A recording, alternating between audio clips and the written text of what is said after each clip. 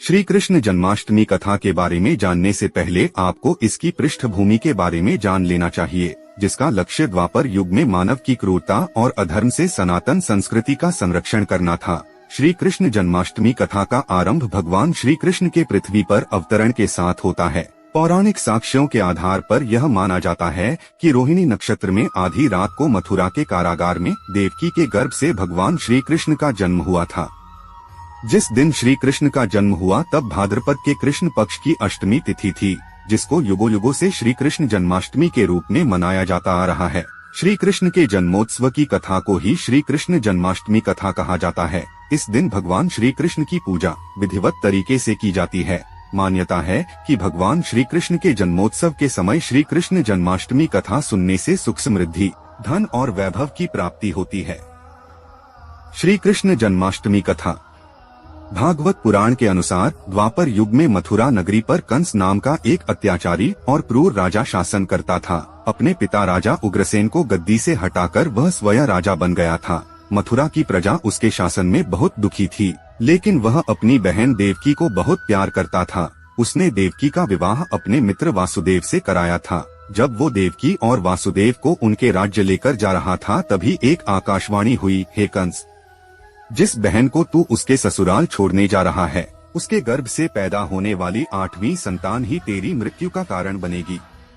आकाशवाणी सुनकर कंस क्रोधित हो उठा और वसुदेव को मारने बढ़ा। तभी देवकी ने अपने पति के प्राणों की रक्षा के लिए कहा कि उनकी जो भी संतान जन्म लेगी उसे वो कंस को सौंप देगी। कंस ने बहन की बात मानकर दोनों को कारागार में डाल दिया। कारागार में देवकी ने एक एक करके 7 बच्चों को जन्म दिया, लेकिन कंस ने उन सभी का वध कर दिया। हालांकि 7वीं संतान के रूप में जन्मे शेष अवतार बलराम को योगमाया ने संकर्षित कर माता रोहिणी के गर्भ में पहुंचा दिया था, इसलिए ही बलराम को संकर्षण भी कहा जाता है। आकाशवाणी के अनुसार माता देवकी की 8वीं संतान के रूप में स्वयं भगवान विष्णु कृष्ण अवतार के रूप में पृथ्वी पर जन्मे थे। उसी समय माता यशोदा ने एक पुत्री को जन्म दिया। इस बीच कारागार में अचानक प्रकाश हुआ और भगवान श्री हरि विष्णु प्रकट हुए। उन्होंने वसुदेव से कहा कि आप इस बालक को अपने मित्र नंद जी के यहाँ ले जाओ और वहाँ से उनकी कन्या को यहाँ ले आओ।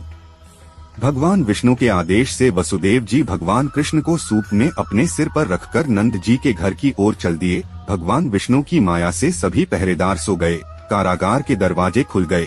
यमुना ने भी शांत होकर वसुदेव जी के जाने का मार्ग प्रशस्त कर दिया। वसुदेव भगवान कृष्ण को लेकर नंद जी के यहाँ सकुशल पहुँच गए और वहाँ से उनकी नवजात कन्या को लेकर वापस आ गए। जब कंस को देवकी की 8वीं संतान के जन्म की सूचना मिली, वह तत्काल कारागार में आया और उस कन्या को छीनकर पृथ्वी पर पटकना चाहा, लेकिन वह कन्या उसके हाथ से निकलकर आसमान में चली गई। फिर कन्या ने कहा, हे मूर्ख कंस, तुझे मारने वाला जन्म ले चुका है और वह वृंदावन पहुंच गया है। अब तुझे जल्द ही तेरे पापों का दंड मिलेगा। वह कन्या कोई और नहीं, स्वयं योग माया थी। कृष्ण जन्म किस युग में हुआ और द्वापर युग कितने वर्षों का था? कृष्ण भगवान का जन्म द्वापर युग में माना जाता है।